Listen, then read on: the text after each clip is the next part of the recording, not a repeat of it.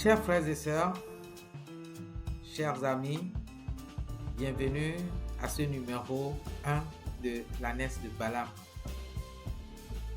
Et nous savons tous bien que l'ânesse de Balaam est un messager de Dieu. Un messager qui apporte des informations, qui apporte l'espoir, qui apporte la vie, qui apporte le secours à quiconque veut écouter la voix de Dieu et surtout à quiconque veut résister à la voix de Dieu, à quiconque n'a plus la possibilité de laisser son cœur touché par Dieu, transformé par Dieu, à quiconque n'a plus le discernement de lire les temps, les circonstances pour savoir que le retour du Seigneur est proche.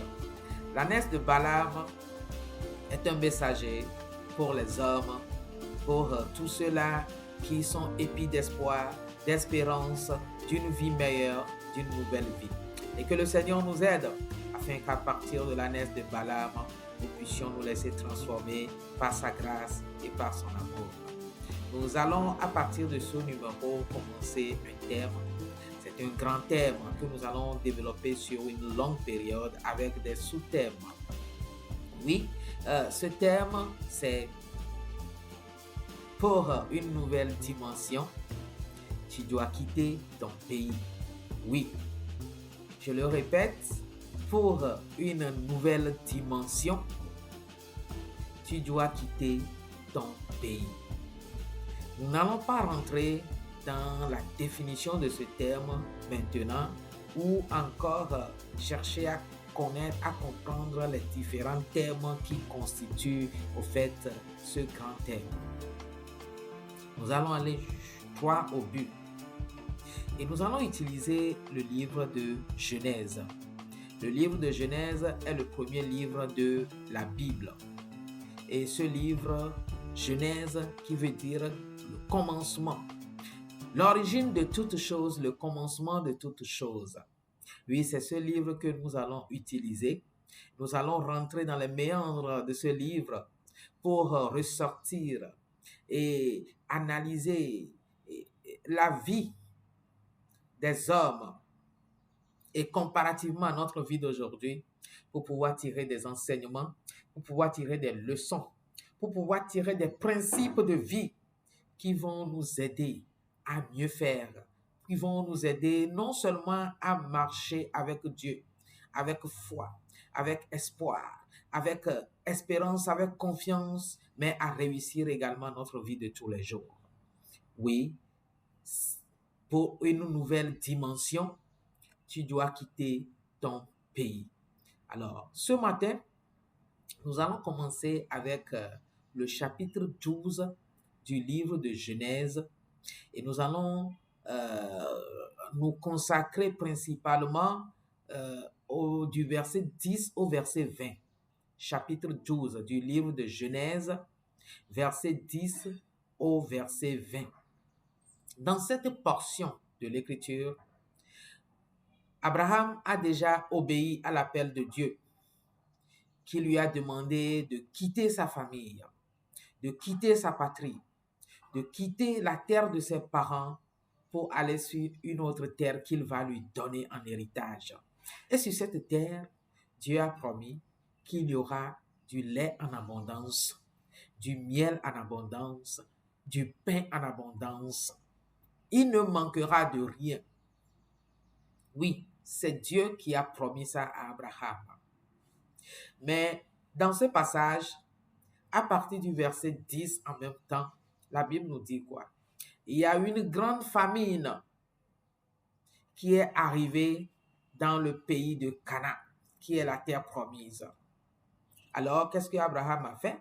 Abraham a jugé bon de se rendre en Égypte pour sauver sa vie parce qu'il y a toujours de l'abondance en Égypte. Et bien, lisez ce passage. Je ne vais pas lire ça pour gagner du temps, mais vous comprendrez par la fin que est-ce qu'il est possible qu'il y ait une famine sur la terre promise? Ce sera notre premier sous-thème. Une famine dans la terre promise. une famine dans la terre promise. Cette région où coule le lait et le miel faisait l'objet d'une famine contraignant Abraham à se rendre en Égypte pour épargner sa vie. À la place d'Abraham, je me poserai 1000 questions. Comment se fait-il que la terre que Dieu nous a promise pouvait être sujet à une famine alors que l'Égypte à côté était dans l'abondance? Est-ce que Dieu n'avait pas promis la mauvaise terre par erreur? Et effectivement, c'est comme ça que résonne d'une manière ou d'une autre la nature humaine devant les épreuves qui parsèment notre marche avec Dieu. Oui, quand nous traversons des difficultés, quand nous traversons des problèmes, quand il y a des embûches sur nos chemins, dans les projets que nous voulons réaliser, etc., etc., et que nous n'arrivons pas à s'en sortir, n'arrivons pas à comprendre, ce sont ces tas de questions qui sillonnent dans nos pensées et qui nous amènent à se poser tellement de questions. Abraham, comme nous, pouvons le voir dans le livre de Hébreux, le chapitre 11, le verset 8, a obéi à l'appel de Dieu en se lançant dans une aventure par la foi sans savoir où il allait. Oui, c'est ce que ce passage nous dit. Abraham a répondu à l'appel de Dieu et il est parti sans savoir où il allait parce que Dieu ne lui a donné aucune indication. Dieu n'a pas dit passe par ici, passe par là. Non. Dieu lui a tout simplement dit quitte ta patrie et il est parti. Et je vous assure que c'est une très bonne chose. Dieu aime trop ça et répond toujours à notre foi. Mais il l'éprouve aussi. Oui, Dieu aime les hommes de foi. Dieu apprécie une grande foi. Même si cette foi est petite, comme, je dirais, une graine de sémoule, oui, Dieu aime cette foi parce que cette foi aussi peut transporter une montagne. Alors, quand nous manifestons la foi, Dieu aime tellement ça. Mais ce que nous ignorons souvent, c'est que Dieu éprouve notre foi. Abraham est dans un apprentissage avec Dieu. Il a manifesté la foi et il a quitté sa patrie pour une terre promise. Et sur cette terre promise où il devait couler le lait et le miel, voilà qu'il y a famine.